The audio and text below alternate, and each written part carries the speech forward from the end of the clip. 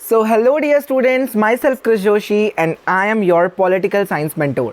So, I am your senior, and you know very well. So, why I am here? I am here to teach you the favorite subject of your humanities batch: history, political science, economics. So, I will be teaching you these few subjects. So, we are going to start our chapter first from your world politics books, The End of Bipolarity. So, without further ado, let's get start our video. And if you haven't subscribed our channel, so please do subscribe, like, share and comment in our channel. So आप सभी को पता है कि आपकी जो ये book है कंटेम्प्रेरी वर्ल्ड पॉलिटिक्स, आज हम इसका चैप्टर फर्स्ट करने वाले हैं, द एंड ऑफ बायपोलैरिटी। वैसे इसका first chapter the cold war era है, बट वो आपका सिलेबस से डिलीट है।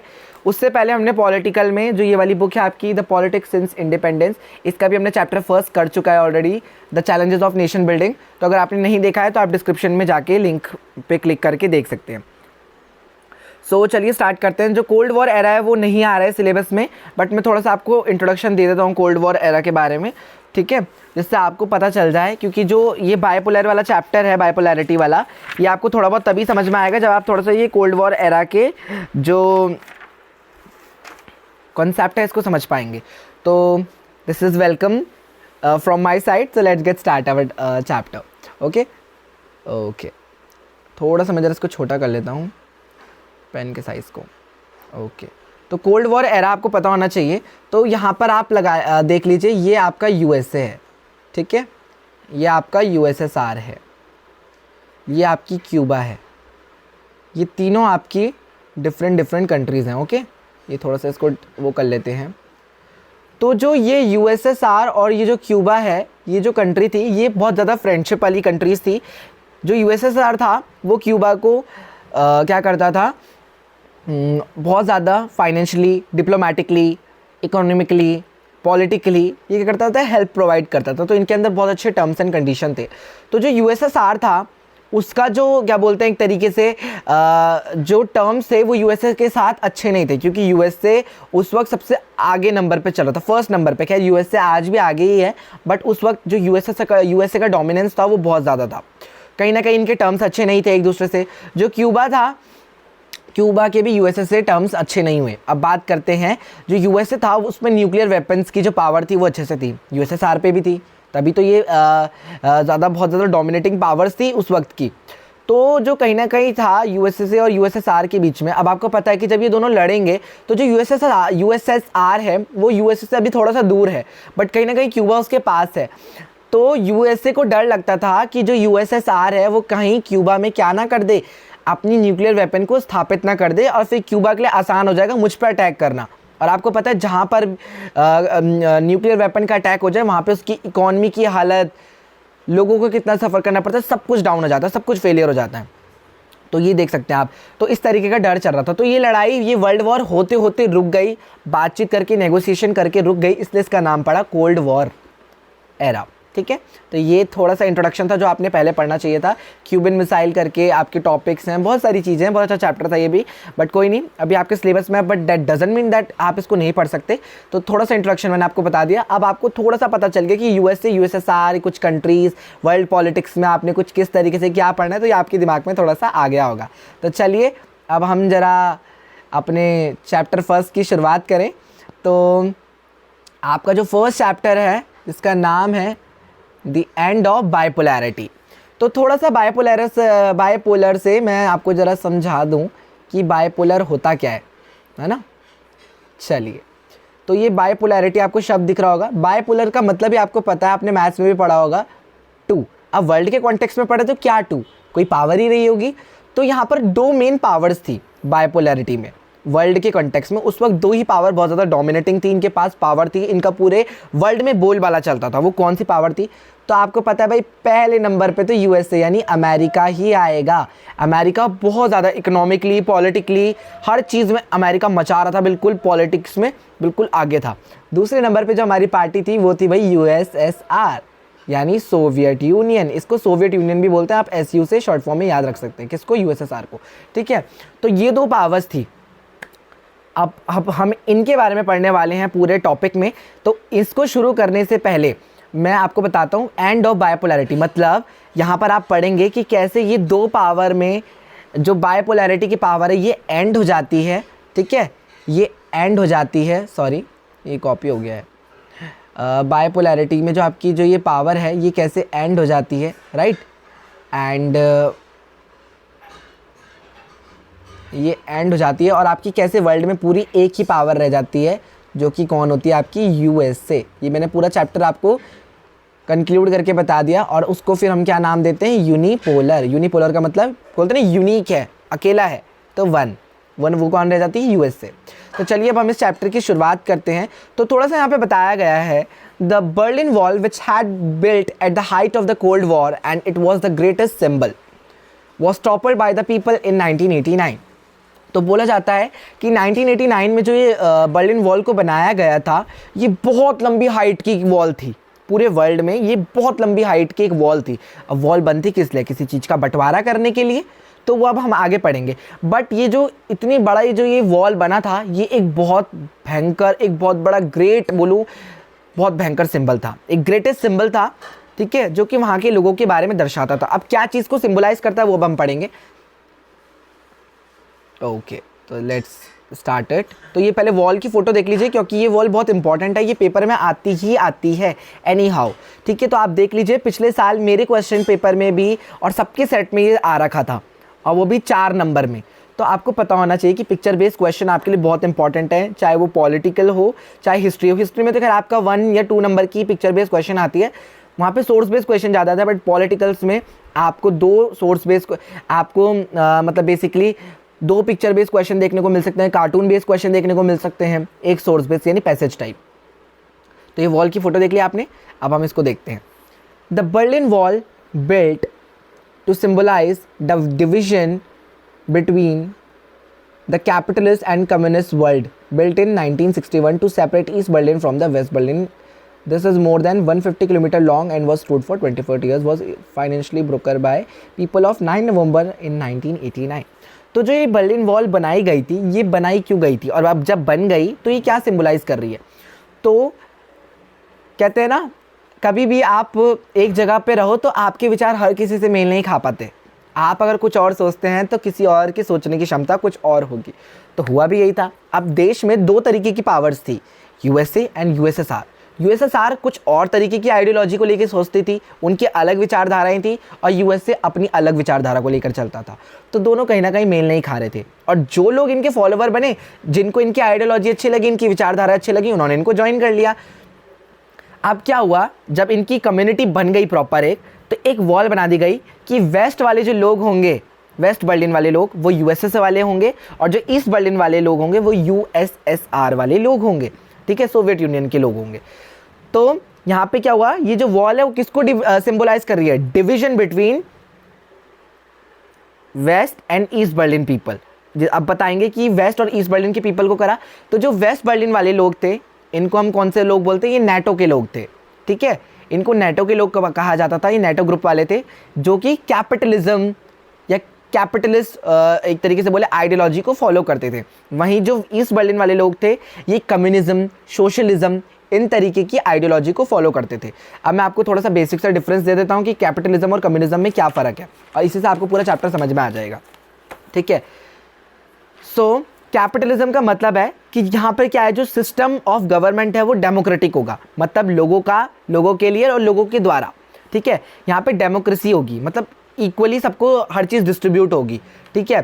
प्राइवेट प्रॉपर्टी अलाउड होती थी, लोगों को अपना खुद का एक एक लैंड ओन करने का एक राइट था। पर जो कम्युनिज्म वाली आपकी जो आइडियोलॉजी फॉलो करते थे लोग, जो कहाँ पे होती थी, यूएसएसआर, सोवियत यूनियन में, तो वहाँ पे माना जाता था कि यहाँ पे जो सिस्टम ऑफ गवर्नमेंट है, गवर्नमेंट का सिस्टम चल रहा था, मतलब यहाँ पे गवर्नमेंट ही सब कुछ हैंडल करेगी, आपको कुछ करने की जरूरत नहीं है। और यहाँ पर प्राइवेट प्रॉपर्टी अबॉलिश कर दी थी, और जो प्रॉपर्टी थी वो किसके द्वारा ओन की जाती थी, बाय द स्टेट, यानी गवर्नमेंट ही उसको ओन करती थी। यहाँ पे गवर्नमेंट बोलती थी कि तुम्हें प्रॉपर्टी को ओन करने की कोई ज़रूरत नहीं है, हम तुम्हारी प्रॉपर्टी को ले रहे हैं, पर इससे हम क्या करेंगे, तुम्हें अच्छी खासी एजुकेशन देंगे, हेल्थ केयर फैसिलिटीज़ देंगे, हॉस्पिटल बनाना, तुम्हारे बच्चों को एजुकेशन दिलाना, तुम्हें स्टैंडर्ड ऑफ लिविंग देना, अच्छा बेसिक नीड्स प्रोवाइड करना, एक शेल्टर देना, जो एक हर एक इंसान के करना है, वो सारी जिम्मेदारी हमारी होगी। तो कम्युनिज्म की एक खास बात थी कि यहाँ पे अनएम्प्लॉयमेंट नहीं होता था, सब लोग एम्प्लॉयड होते थे। पर कहते हैं ना जिसकी अच्छाइयाँ हैं तो बुराइयाँ भी होती हैं। तो ये भी हम बहुत चीज़ें पढ़ने वाले हैं हम, कि जो डिवीजन हुआ वो क्यों हुआ। डिवीजन हुआ इसलिए था कि जो ये सोवियत यूनियन यूएसएसआर वाले लोग थे, ये इस आइडियोलॉजी से एक टाइम तक इंस्पायर तो होते हैं, बट एक समय ऐसा आता है कि इससे पक जाते हैं, बोलते हैं बिल्कुल बकवास है। वेस्ट वाले लोग तो इतने मजे मार रहे हैं, बिल्कुल यूएसए के लोगों ने तो मचा रखा है पूरी वर्ल्ड पॉलिटिक्स में, उनको हर चीज़ मिल रही है, हमें तो प्राइवेट प्रॉपर्टी भी नहीं मिल रही है। तो यहाँ पर क्या होता है, इस वॉल में धीरे धीरे धीरे धीरे एक होल्स आने लग जाते हैं, और बाद में क्या होता है, फाइनली 9 नवंबर 1989 को ये ईस्ट बर्लिन वाले लोग इस वॉल को तोड़ देते हैं, क्योंकि उनको ये आइडियोलॉजी पसंद ही नहीं आती। वो क्या करते हैं, कहाँ चले जाते हैं, कैपिटलिज्म को फॉलो करने लग जाते हैं। इसीलिए फिर यहाँ पर माना जाता है कि जो ये था आपका जो यूएसएसआर था, ये डिक्लाइन हो जाता है एंड यूएसए यूनिपोलर पावर बन जाता है। ठीक है, तो ये आपका था। बाकी हाँ, एमसीक्यू आपसे पूछ सकता है कि कब डिक्लाइन किया, किसने ब्रोक किया, साथ ही साथ ये डेट्स याद रख सकते हैं, और बाकी हाइट पूछ सकते हैं, तो आप बता सकते हैं कि 150 किलोमीटर लॉन्ग थी। कौन, ये बर्लिन वॉल। तो ये आपका इंट्रोडक्शन था। चलिए स्टार्ट करते हैं इसको। What was the Soviet system. Soviet system क्या था, तो मैंने अपने कुछ हैंड रिटन नोट्स बनाए हैं, तो मैं उसके थ्रू आपको बताने जा रहा हूँ अब। ठीक है, और उसमें एनसीईआरटी लाइन भी फॉलो है, तो ये है कि बस आपके लिए एक्सप्लेनेशन आसान हो जाएगा। तो आपको मैंने बताया कि सोवियत यूनियन को यूएसएसआर भी बोलते थे। तो यूएसएसआर की फुल फॉर्म जान लेते हैं पहले, union of Soviet socialist Republic, जिसका नाम है यूएसएसआर। तो माना जाता था कि 1917 में जो रशिया था, वहाँ पे एक रिवॉल्यूशन होता है जिसका नाम है रशियन रिवॉल्यूशन 1917 में। तो ये क्रांति लाई क्यों गई थी, ये क्रांति लाई इसीलिए गई थी कि हम लोगों को क्या करें, कैपिटलिज्म के से हटाकर उनको कम्युनिज्म में लाएं, यानी यूएसएसए की कैपिटलिज्म की आइडियोलॉजी को हटाकर यूएसएसआर में लोगों को जोड़ें, इस यूनियन ऑफ सोशलिस्ट रिपब्लिक वाले ग्रुप में लोगों को जोड़े। ठीक है, इनका मेन एम यही था, जिससे क्या हो, इसका एम ही यही था इस रिवॉल्यूशन का, कि वो क्या करेंगे, इस सोशलिज्म के आइडिया को अप्लाई कर कर क्या करेंगे, एक ऐसी सोसाइटी को फॉर्म करेंगे जो कि क्या होगी, इगैलिटेरियन होगी। इगैलिटेरियन सोसाइटी, इगैलिटेरियन सोसाइटी वो सोसाइटी होती है जहां पर इक्वालिटी के साथ लोगों को राइट्स मिलते हैं। ठीक है, अब मैंने आपको बताया कि जो सोवियत सिस्टम था वहां पे क्या था, प्राइवेट प्रॉपर्टी अबॉलिश कर दी थी। क्या कर दी थी भाई, प्राइवेट प्रॉपर्टी। ये आप यहाँ पे थोड़ा सा ये अगर आप चैप्टर समझते हुए चलेंगे ना, तो आप ऐसे करके अपने नोट्स में भी ये अलग से भी लिख सकते हैं, जिससे क्या होता है, आपको क्या होगा, अंदर का मैटर अगर आपने अच्छे से कॉन्सेप्ट करके पढ़ लिया और ये हेडिंग याद है, तो आप इजीली आंसर बना पाएंगे क्वेश्चन मतलब एग्जाम्स में। तो ये आपके लिए छोटी सी ट्रिक्स है जो आप फॉलो कर सकते हैं।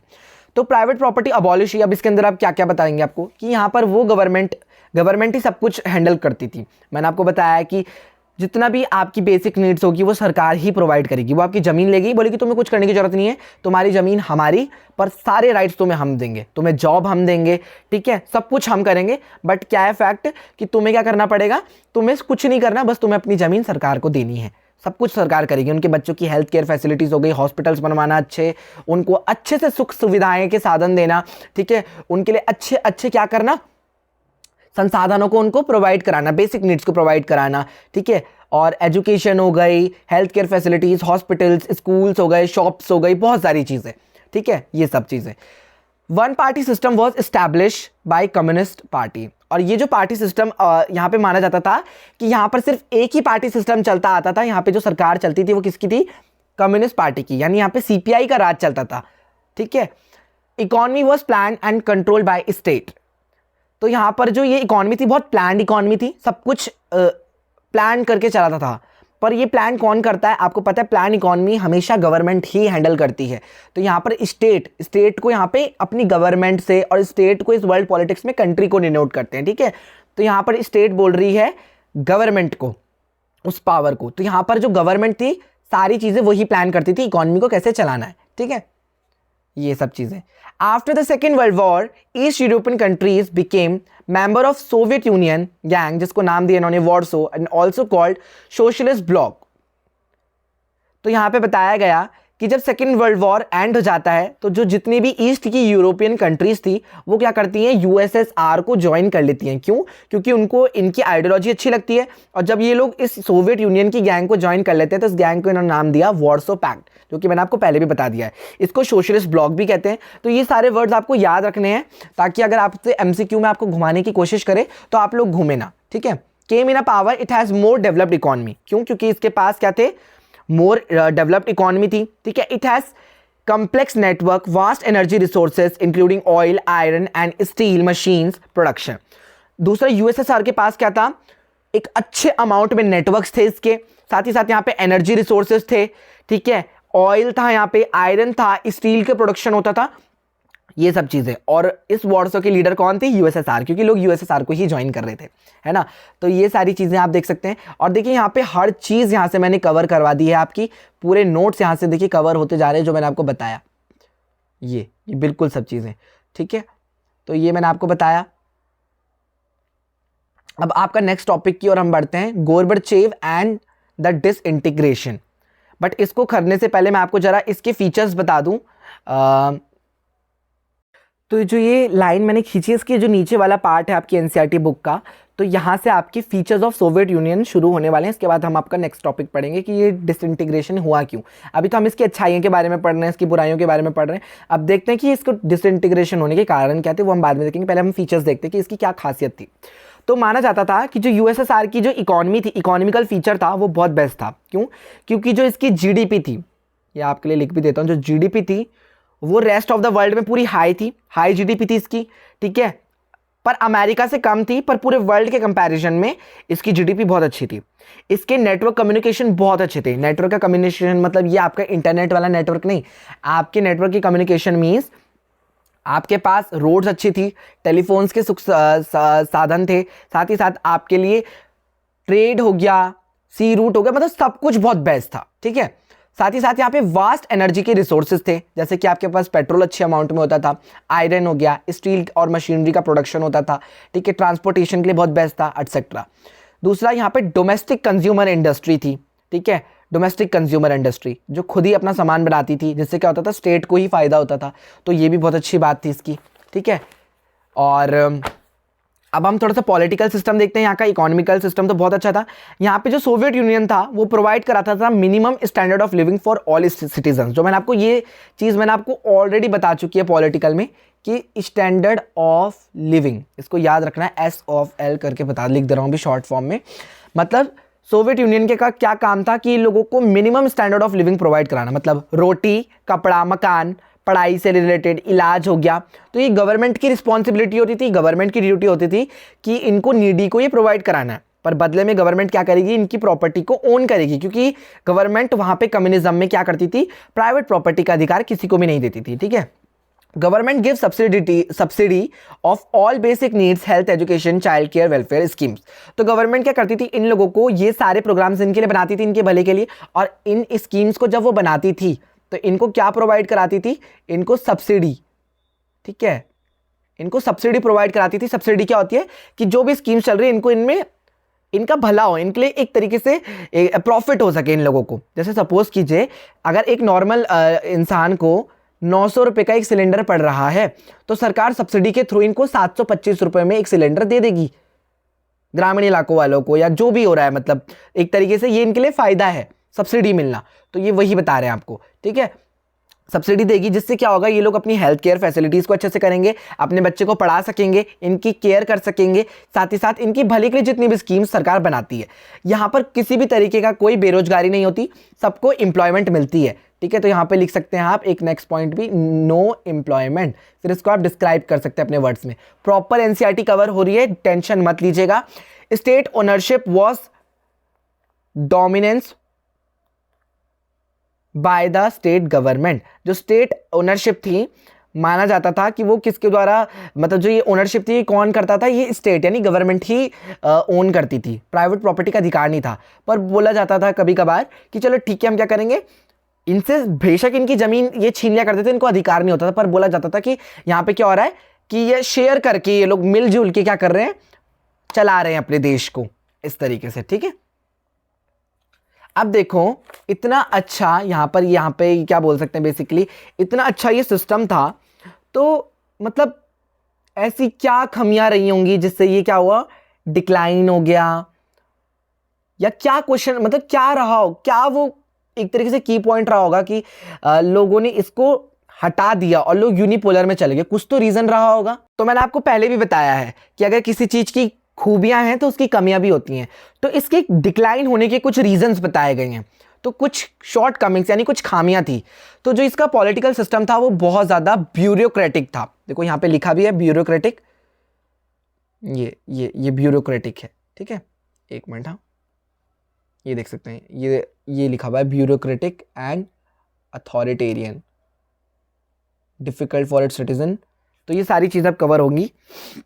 ब्यूरोक्रेटिक का मतलब स्ट्रिक्ट था। यहाँ पर क्या था, the party leaders did not listen to any people and dominate others. तो यहाँ पर जो कम्युनिस्ट पार्टी के लोग थे, ये जो नेता आ तो गए थे, पर ये लोग क्या करते थे कि अपने किसी भी जनता की नहीं सुनते थे, बहुत स्ट्रिक्टली उनके साथ व्यवहार करते थे। उन लोगों को ये बिल्कुल भी पसंद नहीं था कि ये सरकार हमारे साथ कर क्या रही है। जितने भी लोग यहाँ पे बैठे हुए थे सारे के सारे भ्रष्टाचारी लोग थे ये, ठीक है। अथॉरिटेरियन मतलब आम जनता की सुनते ही नहीं थे, बहुत स्ट्रिक्ट थे ब्यूरोक्रेटिक। और अथॉरिटेरियन मतलब आम जनता की सुनते ही नहीं थे। सरकार जनता बोलती थी कि हमारे लिए ये करो, वो बोलते थे हम क्यों करें। और जब वोट मांगने की बारी आती थी तो यही लोग सबसे पहले आ जाते थे। तो वहां के लोगों को बड़ी खुंदक आती थी। वहां पे लैक ऑफ डेमोक्रेसी, डेमोक्रेसी के नाम पे धब्बा था। डेमोक्रेसी वहां पे थी ही नहीं,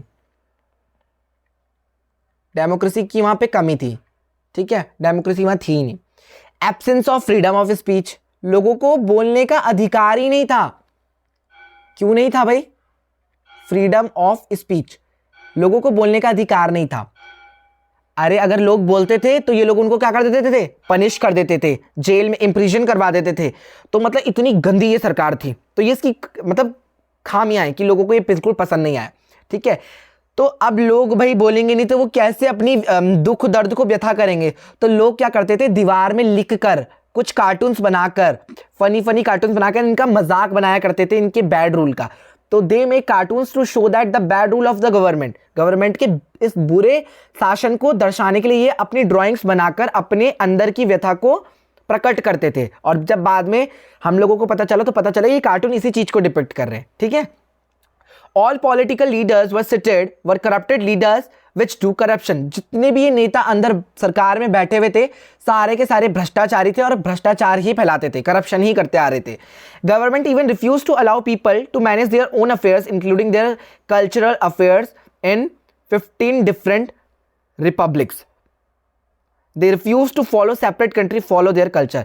यहां पर जिसका जो कल्चर था ये उसको वो भी फॉलो नहीं करने देते थे, बोलते थे कि तुम्हें यही करना है फॉलो। तो मतलब इनको कल्चर को फॉलो करवाने के लिए भी ये दबाव डालते थे। मिलिट्री सिस्टम कैसा था यहाँ का, USA and Soviet union were powerful. दोनों ही पावर्स जो थी बाइपोलर पावर थी, पावरफुल थी। अब जो यूएसएसआर था इसके पास भी न्यूक्लियर वेपन था, यूएसए के पास भी था, मैंने आपको बता चुका है।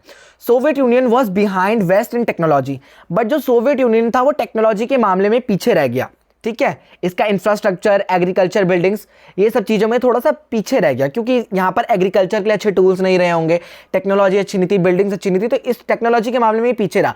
बट माना जाता था कि जो सोवियत यूनियन है इसकी इकोनॉमी बहुत ज़्यादा खराब हो गई थी एक टाइम पे, क्योंकि जब इसने क्या करा, अफगानिस्तान में इसने क्या करा, अटैक कर दिया। सोवियत इन्वेजन हो गया अफगानिस्तान में 1979 में, जिससे क्या हुआ, ये सिस्टम वीक हो गया। वीक होने से क्या हुआ, जब इकोनॉमी पे, जब आप वर्ल्ड वॉर होता है ना हमारी किसी भी दो कंट्रीज के बीच में, तो वहां पर बहुत ज़्यादा दिक्कत आ जाती है, आपकी इकोनॉमी डाउन हो जाती है, आप लोग अच्छे से क्या नहीं कर पाते हैं, आप लोगों की इकोनॉमी अच्छी नहीं होगी, आप लोगों को बहुत ज़्यादा भुखमरी का सामना करना पड़ेगा, बहुत सारी सफरिंग्स को फॉलो करना पड़ेगा, ना खाना मिलेगा ना रहने को मिलेगा, अच्छी मतलब आपकी स्थिति बहुत खराब हो जाएगी, ठीक है। तो वही इसके साथ हुआ, इनकी फूड इंपोर्ट्स बढ़ गए 1970 में, इसलिए भी इसकी इकोनॉमी डाउन हो गई। दूसरा इसका ये रीज़न भी ये था कि ये लोग क्या करते थे, मिलिट्री पे बहुत ज़्यादा खर्चा कर देते थे।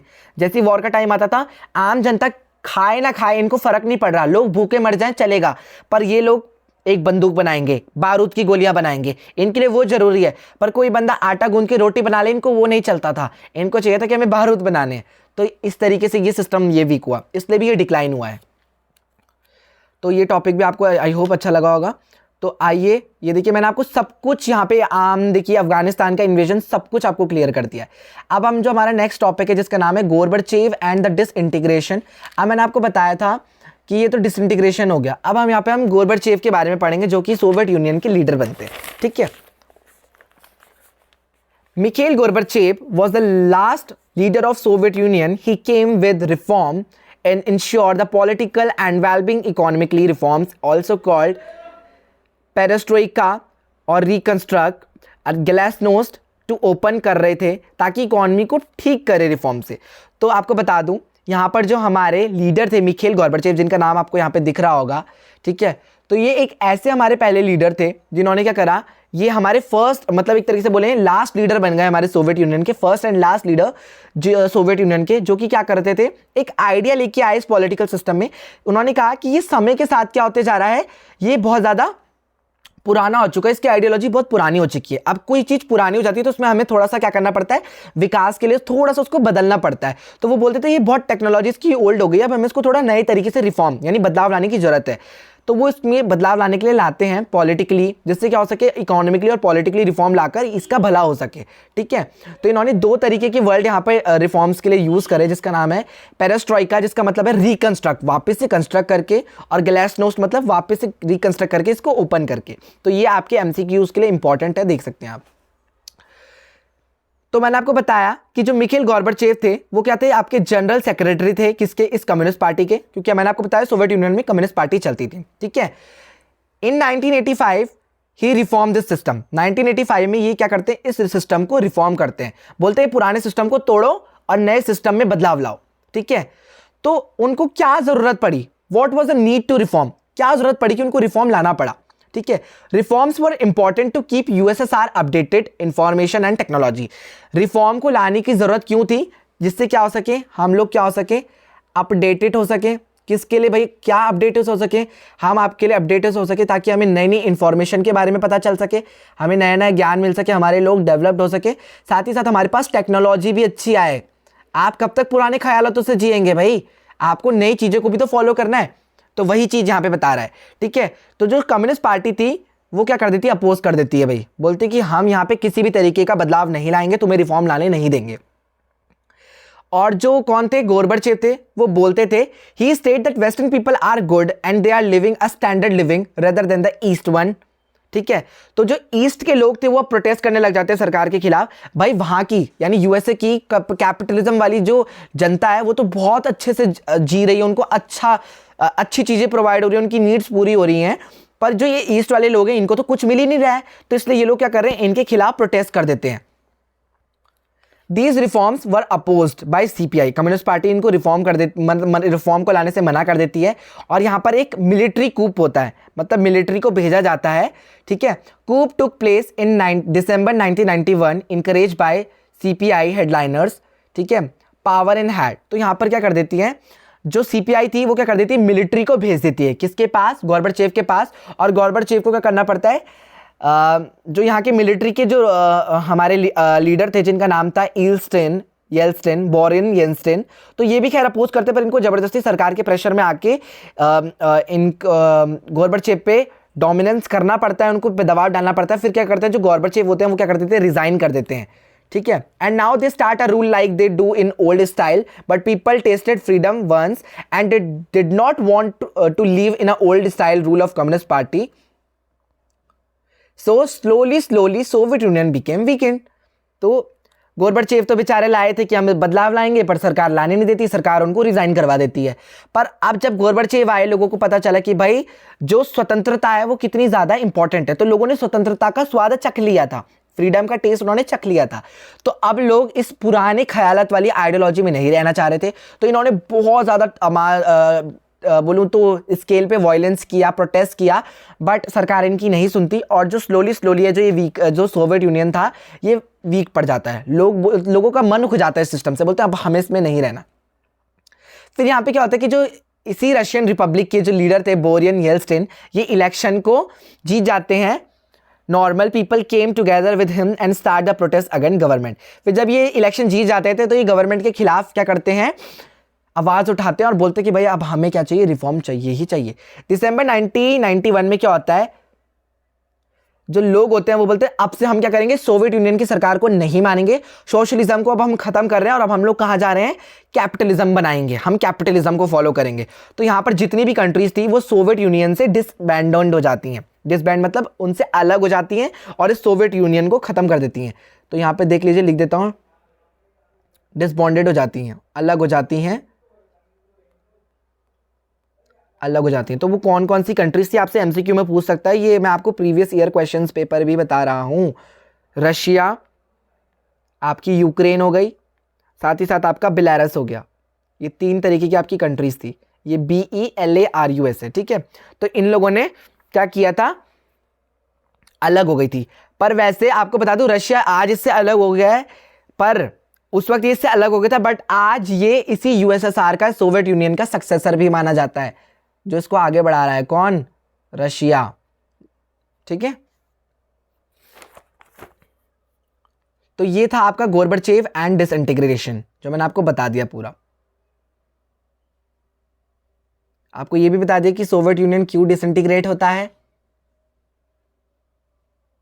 ठीक है। ये कुछ टाइमलाइंस हैं जो आपको पढ़नी चाहिए। अब हम पढ़ेंगे the result of the disintegration, कि जब डिसइंटीग्रेशन हो गया तो इससे क्या रिजल्ट निकला हमारा। It was a surprise for test of the left countries to solve the problem. They made a group called CIS. All the nuclear state weapons, Russia also got the UN seat. तो बोला जाता है इसका result क्या हुआ। इन लोगों ने क्या करा, जो ये जितनी भी लेफ्ट कंट्रीज इनसे अलग हो चुकी थी, इन्होंने क्या करा, अपने एक खुद का ग्रुप बनाया जिसको इन्होंने नाम दिया CIS, ठीक है। और ये क्या थी, जितनी भी सोवियत यूनियन को लेकर जितनी भी प्रॉब्लम्स चल रही थी, इनको सॉल्व करने की कोशिश कर रही थी। और इन लोगों के पास भी न्यूक्लियर वेपन्स थी, ये न्यूक्लियर वेपन पावर वाली स्टेट्स थी। तो इन लोगों ने से जो इनका जो रशिया वाली जो स्टेट थी, इसने क्या करा, UN की यानी यूनाइटेड नेशन की एक सीट को जीत लिया। और यूनाइटेड नेशन की सीट को जीतना मतलब उसके पास वीटो का पावर आना। और ये सारा चैप्टर आप अब अपने इसी वर्ल्ड पॉलिटिक्स के 4th और 5th चैप्टर जो आपका है यूनाइटेड नेशन वाला, इसको इंटरनेशनल ऑर्गेनाइजेशन या यूनाइटेड नेशन वाला चैप्टर है, वो बोलते हैं, तो वो उसमें पढ़ेंगे। अच्छा चलो ठीक है, डिसइंटीग्रेशन तो हो गया, बट क्यों हुआ होगा ये गोर्बाचेव का जो सोवियत यूनियन था, ये डिसइंटीग्रेशन क्यों हुआ। So why did the Soviet union disintegrate, तो अब हम पढ़ेंगे। अब आपको पता है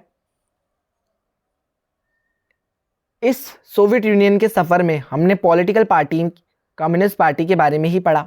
तो यहां पर सिर्फ एक ही पार्टी थी जिसका नाम था CPI यानी कम्युनिस्ट पार्टी। और ये आपको पता है कितनी ज़्यादा भ्रष्टाचारी सोवियत यूनियन की कमेटी थी, पार्टी थी। सारे करप्शन करते थे लीडर्स, ब्यूरोक्रेटिक थे, अथॉरिटेरियन थे, सुनते नहीं थे आम जनता की।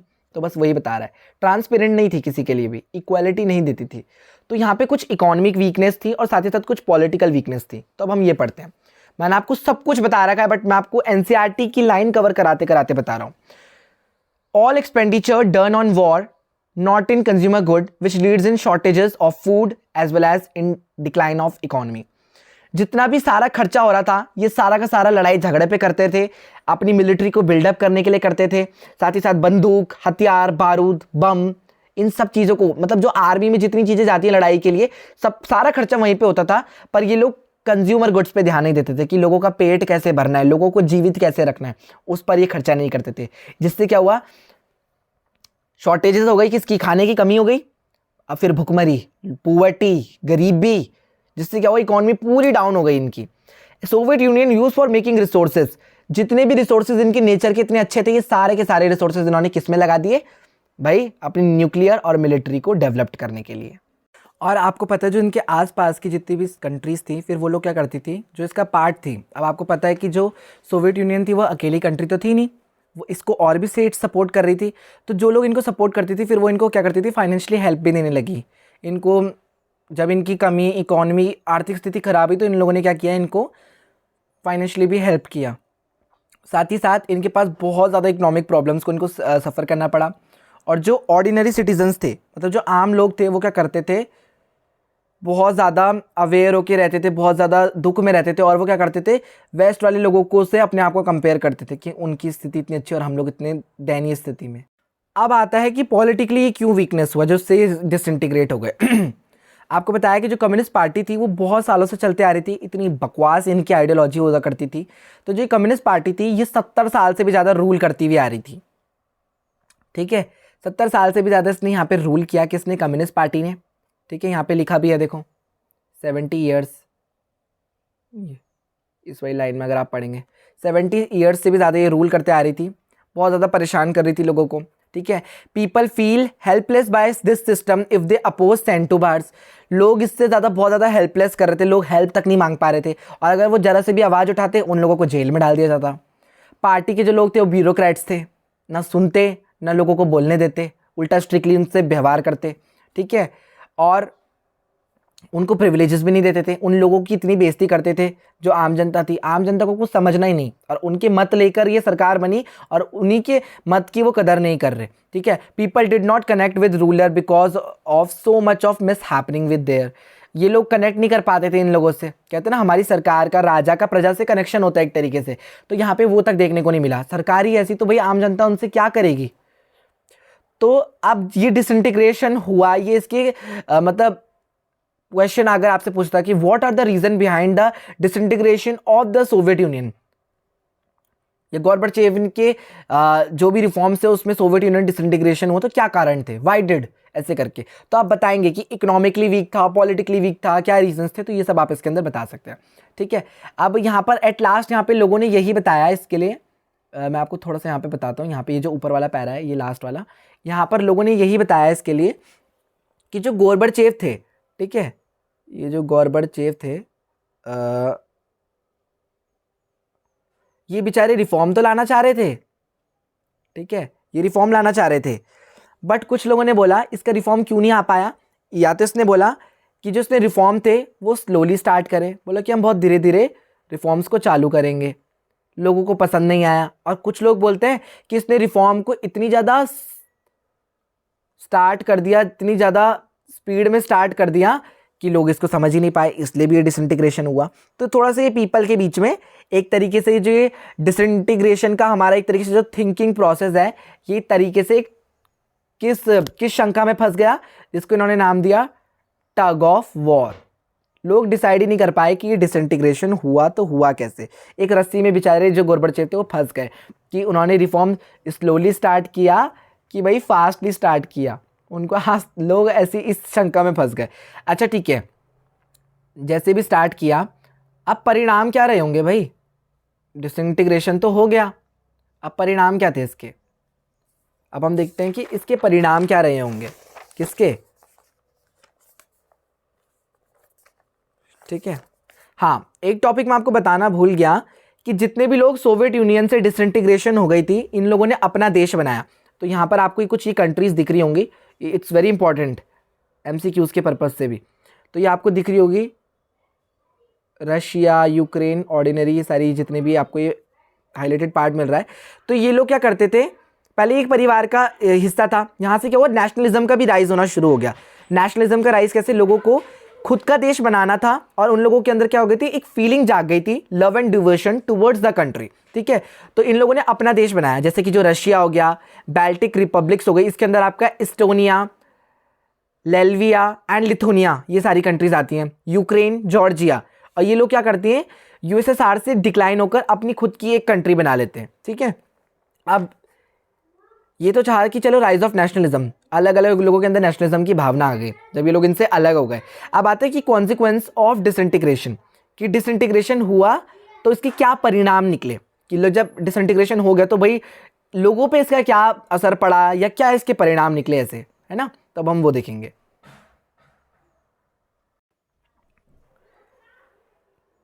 End of cold war confrontation, जो आइडियोलॉजी को लेकर बीच में लड़ाइयाँ चल रही थी, ये सब कुछ अब खत्म हो गया। पहले क्या आइडियोलॉजी को लेकर लड़ाई चल रही थी, चलिए देख लेते हैं, आपको बोर्ड में लिख के समझाऊंगा तो ज़्यादा अच्छे से समझ में आएगा। ये रहा आपका USA, ये रहा आपका USSR, ये बोलता था मैं पावरफुल हूँ, ये बोलता था मैं पावर हूँ, ये कम्युनिज्म को लेके चलता था, ये कैपिटलिज्म को लेके चलता था, तो ये भाई कम्युनिज्म को, सोशलिज्म को लेके चलता था, ठीक है। ये सोशलिज्म को लेकर चलता था, इनके बीच में ये लड़ाई चलती थी। अब जब USSR ही हट गया तो लड़ाई किस बात की, अब क्या हुआ, पावर कौन आ गई, किसकी पावर आ गई भाई, USA पूरे वर्ल्ड में एक लार्जेस्ट पावर बन गया, जो कि यूनिपोलर पावर, पूरे वर्ल्ड में सिर्फ एक ही सत्ता राज करेगी, वो है अमेरिका। तो क्या हुआ, एंड हो गया इस लड़ाई का। आर्म रेस, आइडियोलॉजी डिस्प्यूट, ये सब भी खत्म हो गया। मतलब जो भी हम सारे वेपन्स को लेकर लड़ाइयाँ हो रही थी, या मैं ये वेपन्स रख लेता हूँ, ये कर लेता हूँ, अपनी मिलिट्री को बिल्डअप कर लेता हूँ, ये लड़ाई वगैरह, ये सारी जो भी इनकी झंझट थी, अब ये आर्म रेस भी अब खत्म हो गई। अब लड़ाई करने के लिए दुश्मन ही नहीं है, तो लड़ाई कैसी करनी, तो ये सारी चीज़ें भी इन्होंने, देखो यहाँ पे कोल्ड वॉर कन्फ्रंटेशन आया है, end of cold war and confrontation. तो आपकी पूरी एनसीईआरटी लाइन कवर हो रही है नोट्स में। अगर if you want the notes so kindly share the video, अच्छे से सपोर्ट कीजिए, कमेंट्स में मेरे को बताइए, अपनी क्लास वालों के साथ शेयर कीजिए, देन आपको नोट्स प्रोवाइड होंगे। ठीक है। पावर रिलेशन वॉज चेंज, मतलब पावर रिलेशन ही चेंज हो गया भाई। पहले 2 पावर थी, अब सिंपल 1 पावर बच गई, जो कि क्या है आपकी यूएस से। तो ये जो रिलेशन था पावर के बीच में, ये भी अब चेंज हो गया। ठीक है। मल्टीपोलर से आप यूनिपोलर में आ चुके हैं। और रिजल्ट क्या हुआ, अब हम पढ़ रहे हैं ना कि परिणाम क्या निकला। तो परिणाम इसका यही निकला, एक मिनट, रिजल्ट में आप यही लिख सकते हैं इसके कि इसका परिणाम यही निकला, जीता जागता, या आप रिजल्ट के अंदर लिख सकते हैं। पेन बहुत बेकार है यार ये वाला। इसका रिजल्ट यही निकला कि जो यूएसए था आपका भाई, वो क्या बन गया, सोलो यूनिपोलर पावर बन गया भाई। अकेली पावर इस यूएसए की हो गई। पहला पॉइंट आप ये लिख सकते हैं। दूसरे पॉइंट में आप ये लिख सकते हैं कि world bank and monetary funds had control in economy transaction on capitalism. तो जो कैपिटलिज्म को फॉलो कर रहे थे, तो यहाँ पे वर्ल्ड बैंक, मॉनेटरी फंड, ये जितनी भी हमारी इंटरनेशनल ऑर्गेनाइजेशन के अंदर आती हैं, तो ये जितनी भी हमारी ये ऑर्गेनाइजेशंस थी, ये लोग इनको सपोर्ट करने लग गई कि इनको लोन प्रोवाइड करना, इनके लिए अच्छे से इनके डेवलपमेंट्स के लिए। Politically liberal democracy and best way to organise the political life. Politically इन लोगों ने क्या किया भाई, एक डेमोक्रेसी, एक लिबरल डेमोक्रेसी करी लोगों के लिए। लिबरल मतलब उनके लिए जितने भी रेस्ट्रिक्शंस हैं उनको हटा देना, उनके लिए भले के लिए। तो वो रेस्ट्रिक्शंस को हटाया इन लोगों ने, और इन लोगों ने क्या करा, लोगों के भले के लिए डेमोक्रेसी को लाया। अब आपको पता है जहाँ पे लोकतंत्र अच्छा हो तो वो सरकार बहुत अच्छी हो जाती है। ठीक है। तो ये सारी चीज़ें, तो ये थे आपके परिणाम। अब हम पढ़ने जा रहे हैं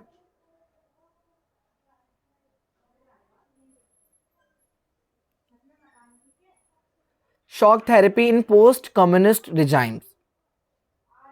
The collapse of communism was followed in most of these countries by a painful process of transition and from an authoritarian socialist system to a democratic capitalism system.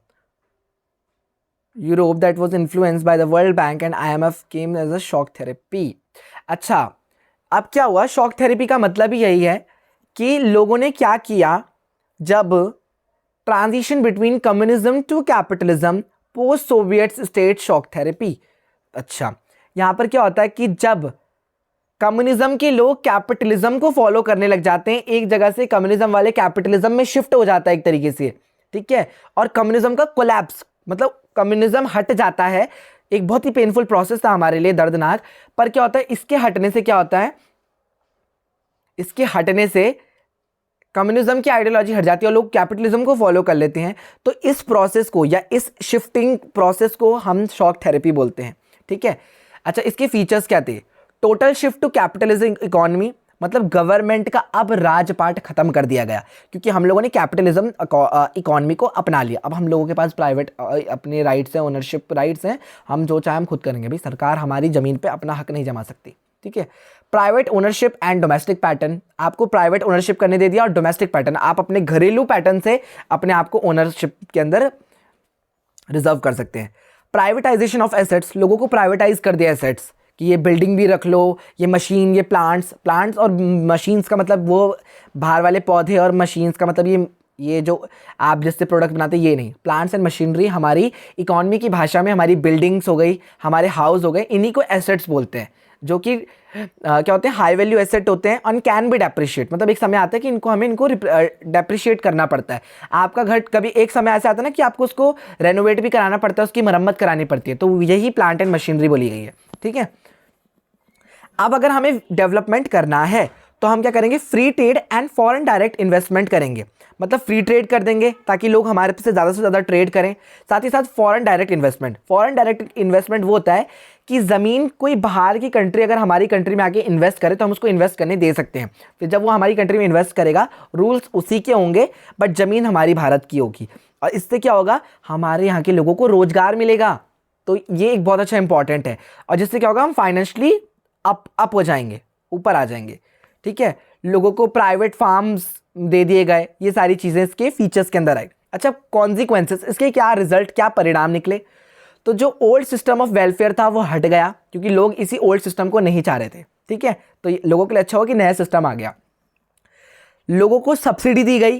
ठीक है, पूरे पुअर सोसाइटी के लार्ज सेक्शन में subsidy provide कराई गई सरकार के द्वारा। Russia large industry collapse 90% on sale auction. तो जो रशिया की जो लार्ज, इतनी ज़्यादा महंगी महंगी इंडस्ट्रीज थी, इतनी ज़्यादा, जिनका पैसा बहुत मिल सकता था, उनको इन्होंने बहुत ही कम दाम में बेच दिया। बड़ी बड़ी इंडस्ट्री ऐसे दे रहे थे जैसे वैल्यूएबल इंडस्ट्री की कोई वैल्यू ना हो, इतने कम दाम में इनको बेच रहे थे। ठीक है, लार्जेस्ट गार्बेज स्केल बोलते हैं इसे। ठीक है, value of currency rouble decline fastly. 1999 में क्या होता है कि जो जीडीपी है वो डाउन हो जाता है। डाउन होने से क्या होता है, इनकी इकॉनमी खराब हो जाती है। इकॉनमी खराब हो जाती है, इनकी करेंसी की वैल्यू डेप्रिशिएट हो जाती है, घट जाती है बिल्कुल। ठीक है, तो इनकी वैल्यू भी घट जाती है। इससे क्या होता है, रशिया में इन्फ्लेशन हो जाता है, और फिर जो रशिया है वो क्या करता है, फूड को इंपोर्ट करता है। अपनी जीडीपी जो घट रखी है उसकी बेचारी, उसको अब वो जैसे तैसे करके मैनेज करता है। और जो मिडिल क्लास था वो पुअर बन जाता है, और जो पुअर था उसके लिए तो बेचारे के लिए कुछ हो ही नहीं सकता था। माफिया, फिर लोग अपने आप को माफिया समझने लग गए। माफिया का मतलब है कि लोगों के बीच में, अब देखो जब इन्फ्लेशन होता है तो इन्फ्लेशन में क्या होता है, प्राइस बढ़ जाता है। अब एग्जांपल देखो, प्राइस बढ़ेगा तो भाई ऑब्वियस सी बात है क्वांटिटी घट जाएगी। ये आपके मार्केट में डिमांड और सप्लाई इसी तरीके से होती है, अगर आप इकोनॉमिक्स पढ़ते हैं। अब जब प्राइस बढ़ेगा तो जो पुअर कंज्यूमर है, ये पीसी से देख लो, वो तो इसको नहीं खरीद पाएगा, अफोर्ड ही नहीं कर पाएगा। तो इतने में क्या होगा, जो रिच पीपल है वो तो अपने, उसके पास तो पैसा, वो तो अपने टेस्ट एंड प्रेफरेंस के अकॉर्डिंग इसको बाय कर लेगा। तो इससे क्या होगा, डिमांड बढ़ेगी पर पुअर का भला नहीं होगा। तो हुआ ही यही। तो यहाँ पर लोग अपने आप को क्या बोलने लगे, गरीब लोग, माफिया। मतलब difference between rich and poor, गरीब और अमीर के बीच में डिफरेंस हो गया। अमीर आज भी डिमांड कर रहा है, कल भी कर रहा था, पर गरीब बेचारा जो कर रहा था वो भी नहीं कर पा रहा है। ये हो गया। प्राइवेटाइजेशन कर दिया। अब भाई जो अमीर थे वो मोर रिच बन गए, और जो पुअर थे वो बिकम हो गए पुअर। अमीर बन गए और अमीर, और पुअर बन गए और पुअर। ये इसका परिणाम निकला, किसका, शॉक थेरेपी का। तो ये सब कुछ डिसइंटीग्रेशन के बारे में ही आप पढ़ते आ रहे हैं कि शॉक थेरेपी ने क्या करा। तो देखिए यहाँ पर ये सारी चीज़ें आपको मैंने करवा दी। फॉरेन डायरेक्ट इन्वेस्टमेंट भी आपको पढ़ाया था, या आपको ये भी बताया था ना मैंने, लार्ज गैराज सेल की 90% जो कोलैप्स इंडस्ट्री थी, बड़ी बड़ी इंडस्ट्री थी, उनको इन्होंने फ्री में सेल कर दिया, मतलब इतने कम दामों में। ये सारी चीज़ें, कॉन्सिक्वेंसेस भी आपको मैंने पूरे बता दिए। 90% ऑफ द इंडस्ट्रीज, ये सब कुछ आपको बता दिया मैंने। माफिया भी बता दिया, देखो ये रहा माफिया। तो ये सारी चीज़ें आपकी कवर हो रही है, डोंट वरी। ठीक है,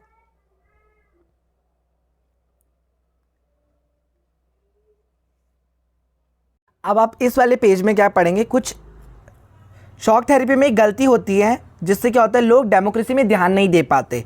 तो अब यहाँ पर हम यहाँ पे पढ़ेंगे कि किस तरीके का कॉन्स्टिट्यूशन चलता था, किस तरीके से एडमिनिस्ट्रेशन इंस्टीट्यूशन चलता था। ठीक है, अब हम वो पढ़ने वाले हैं। तो जो कॉन्स्टिट्यूशन था, यहाँ पर लेजिस्लेटिव असेंबली भी थी, एग्जीक्यूटिव और जुडिशरी, यानी हमारी जो लोकसभा, राज्यसभा है ना, ये सारी चीज़ें हमारी जितनी भी ये असेंबली थी, तीनों असेंबली हमारी जो बोलते हैं ना सरकार के स्तंभ है, तीनों स्तंभ यहाँ पर मौजूद थे। साथ ही साथ यहाँ पे क्या करते थे, गवर्नमेंट पे ध्यान ही नहीं दिया लोगों ने। ठीक है, और जो प्रेसिडेंट था उसको इन्होंने इतनी ज़्यादा पावर दे दी, जिससे क्या हुआ, उसने अपने आप को बिना लोगों के मतों के, यानी बिना लोगों के वोट किए बिना, उसने अपने आप को 10 साल के लिए और इलेक्ट कर लिया। और लोग मान भी गए, मतलब प्रेसिडेंट अपने आप को अपने आप ही इलेक्ट कर लेते थे। प्रेसिडेंट के पास बहुत ज़्यादा पावर थी। और वो जो तुर्कमेनिस्तान है, उज्बेकिस्तान है, यहाँ पर ये जो प्रेसिडेंट थे इनकी पावर बहुत ज़्यादा ओवर पावर थी, मतलब हद से ज़्यादा ही इनकी पावर बन गई थी।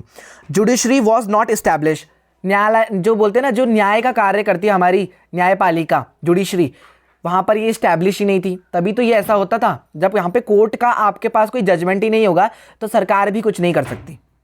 बस वही बात है। पर एक चीज़ बहुत अच्छी थी इन कंट्रीज़ के बारे में कि ये लोग बेशक लड़ाई झगड़े बहुत करते थे, कौन, ये यूएसएसआर वाले, यूएसए वाले या कोई भी कंट्री, बट इनके अंदर एक चीज़ थी कि अगर ये इनकी इकॉनमी डाउन भी हो जाती थी तो ये बहुत जल्दी ग्रो भी करते थे। तो अब हम वही पढ़ने वाले हैं कि कैसे इनकी जो इकॉनमी जीडीपी इतनी डाउन हुई, जो हमने शॉक थेरेपी में पढ़ा, डिसइंटीग्रेशन में पढ़ा, पूरा चैप्टर्स अभी तक पढ़ते आए। तो एक चीज़ इसमें खास बात ये थी कि इन्होंने अपनी इकॉनमी को रिवाइव भी करा, मतलब वापस से पुनः एक तरीके से बोलते हैं ना पुनर्जीवित, तो इन्होंने अपनी इकॉनमी को वापस से ग्रो करना स्टार्ट कर दिया धीरे धीरे। तो रिवाइवल ऑफ इकॉनमी मतलब धीरे धीरे डेवलपमेंट इनका होने लगा। Russia started reviving it's economy इन 2000, मतलब अब इनके अच्छे दिन आने शुरू हो गए। तो रशिया ने क्या करा, धीरे धीरे अपनी इकॉनमी को रिवाइवल करना शुरू किया, धीरे धीरे ग्रो करना शुरू किया। कब? सन 2000 में, ठीक है।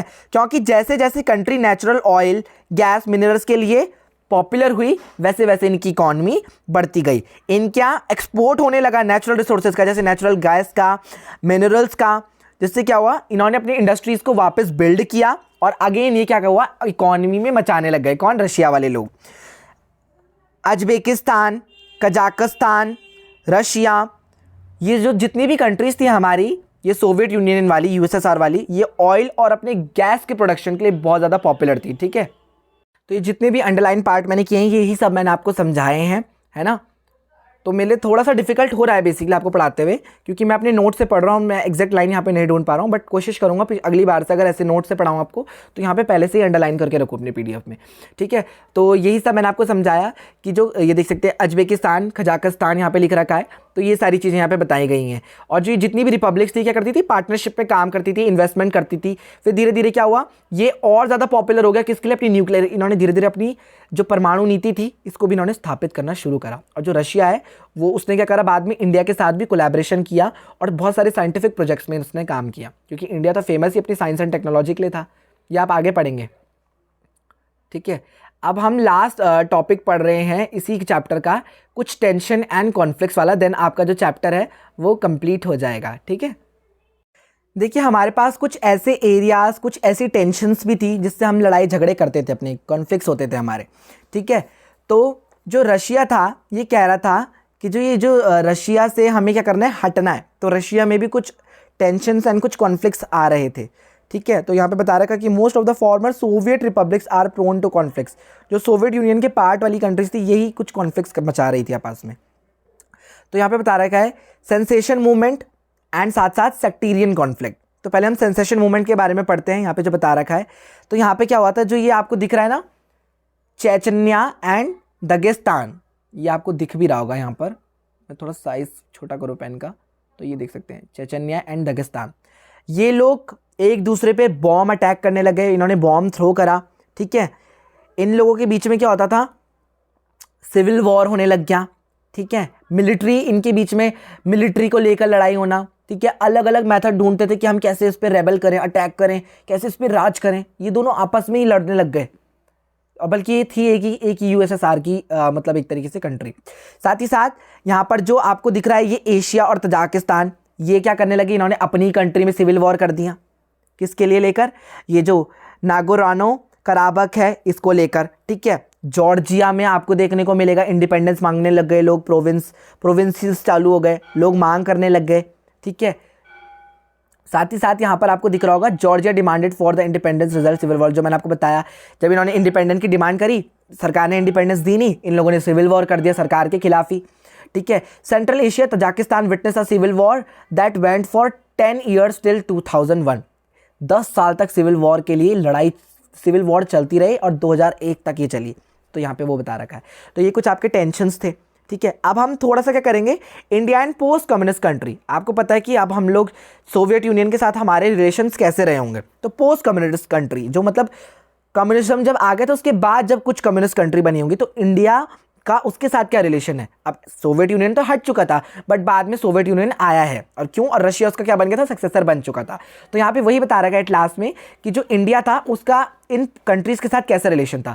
India has maintain good relation with all the post communist countries, India के बहुत अच्छे रिलेशन थे, ठीक है। But the strongest relation with are still with between Russia and India. But हमारा इंडिया और रशिया का जो रिलेशन है वो बहुत अच्छा है। India relation with Russia are an important aspect of India's foreign policy. जो हमारे जो रिलेशन है ये इंडिया की फॉरेन पॉलिसी के लिए बहुत ज़्यादा बेस्ट था, इसको दर्शाने के लिए।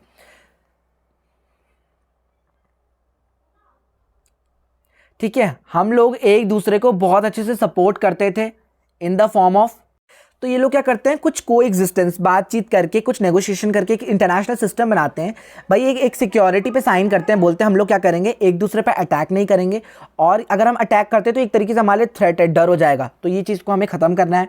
ठीक है, एक दूसरे को अच्छे से रिस्पॉन्स करेंगे इन टर्म्स ऑफ रीजनलिज्म, हम एक दूसरे को सपोर्ट करेंगे, एक दूसरे को बढ़ाएंगे। ठीक है, साथ ही साथ ये क्या करते हैं, कुछ फॉरेन पॉलिसीज़ को साइन करते हैं, डिसीजन बनाते हैं यूएन के साथ बैठकर। साथ ही साथ ये लोग क्या करते हैं, अपनी डेमोक्रेसी को, ठीक है, अपनी इकोनॉमी को, अपनी पावर को स्ट्रेंथन करते हैं, बढ़ा देते हैं। साथ ही साथ ये क्या करते हैं, more than 80 bilateral agreements have been sign between India and Russia. 80 bilateral agreement sign करते हैं इंडिया एंड रशिया, जिससे क्या होता है, इंडियन रशियन स्ट्रैटेजिक एग्रीमेंट बना दिया जाता है 2001 में। देखो, मैं ये तो नहीं कहूँगा इंपॉर्टेंट नहीं है, बट सीबीएसई 1 नंबर का एमसीक्यू आपसे क्या पूछ लें, आपके 12 नंबर के एमसीक्यू आते हैं पॉलिटिकल में, तो आपको डेट्स याद करनी जरूरी है और ये पता होना चाहिए कि कब क्या बना है। India stands to benefit from its relationship with Russia on issues like Kashmir energy supplies, sharing information on international terrorism. India के लिए बेनिफिट हो गया था जब रशिया उसकी रिलेशनशिप में आया, जिससे क्या हुआ, जो रशिया था वो हेल्प करता था कश्मीर के इशू में इंडिया की हेल्प करने में, साथ ही साथ एनर्जी सप्लाई करने में, एक दूसरे को इन्फॉर्मेशन शेयर करते थे, इंटरनेशनल टेररिज्म से एक दूसरे को प्रोटेक्ट करके रखते थे। ठीक है, तो ये था इंडिया का थोड़ा सा रिलेशन, और बाकी मैंने आपको बता दिया है कि ये दोनों कैसे कन्फ्लिक्ट करते थे, लड़ाई झगड़े करते थे, ये मैंने आपको बता ही दिया है सारा का सारा, कि कैसे ये चेचन्या एंड दगिस्तान एक दूसरे में वॉर्म थ्रू करने लगे, ताजिकिस्तान में सिविल वॉर होने लगा, जॉर्जिया, अजेरबियन प्रोविंस, ये कैसे सिविल वॉर हुआ, ये सारी चीज़ें मैंने आपको बता दी हैं। And finally guys, finally this is your NCERT questions. अगर आप चाहें तो इनको सॉल्व कर सकते हैं। देखिए यहाँ पे लिख भी रखा है, the Soviet political system was based on dash ideology. तो आपको पता है सोवियत पॉलिटिकल सिस्टम किस आइडियोलॉजी पे बेस्ड था, कम्युनिज्म। तो ये आप ऐसे ऐसे करके अपने इनसे प्रैक्टिस कर सकते हैं। And finally your chapter is finish now, chapter आपका फिनिश हो चुका है, एंड हमने 56 मिनट्स में अपना पूरे चैप्टर को कवर कर लिया है, and it is a very good news for us. तो हमने इतनी जल्दी इस चैप्टर को फिनिश कर दिया है, और जगह चैप्टर बहुत लंबे लंबे हैं, बट मैंने कोशिश की आपको 1 घंटे से पहले इसको ख़त्म करने की। एंड फाइनली मैं चाहता इसको और जल्दी भी कर सकता था, बट थोड़ा सा डीप पढ़ाने में आप लोगों का ही फ़ायदा है। तो आई होप कि आपको ये चैप्टर अच्छा लगा अपने फ्रेंड्स एंड फैमिली के साथ शेयर जरूर कीजिएगा, और बताइएगा कि आपको मेरे प्रयास कैसा लगा। धीरे धीरे ही हम एक अच्छे से मतलब स्टेबल होंगे, बट अभी स्टार्टिंग है, तो आप लोग भी मुझे सपोर्ट कीजिए, एंड आई एम रेडी कि मैं अभी आपके लिए बेस्ट दूं, और मैं बेस्ट दे रहा हूं, और अभी से ही दे रहा हूं। तो आई होप आप लोगों को अच्छा लगा तो अपने फ्रेंड्स एंड फैमिली के साथ शेयर करना, अपने टीचर्स के साथ शेयर करना, अपनी क्लास के ग्रुप्स में इसको शेयर कीजिएगा, ताकि हमारी वीडियोस को लोग देखें और अपने ये जो डर है इसको कम करें। कहीं ना कहीं हमारे टीचर्स हमें डरा देते हैं बोर्ड्स के लिए, बोर्ड्स कुछ भी नहीं है, बट उनको आपकी टेंशन रहती है, इसलिए वो आपको बोलते हैं। आप लोग अगर अपनी स्टार्टिंग से प्रिपरेशन मेरे चैनल के थ्रू करते हैं, then I am ensure you, I will give you the guarantee that you will be score very good in your board examination. तो चलिए, बोर्ड एग्जामिनेशन आपके लिए हलवा बना दूंगा। तो फटाफट चैनल को सब्सक्राइब कीजिए, लाल रंग का बटन दबा के वीडियो को लाइक कीजिए, शेयर कीजिए, और कमेंट्स में जरूर बताना कि आपको मेरे प्रयास कैसा लगा। तो चलिए, मिलते हैं नेक्स्ट चैप्टर के साथ, तब तक के लिए टेक केयर, बाय बाय।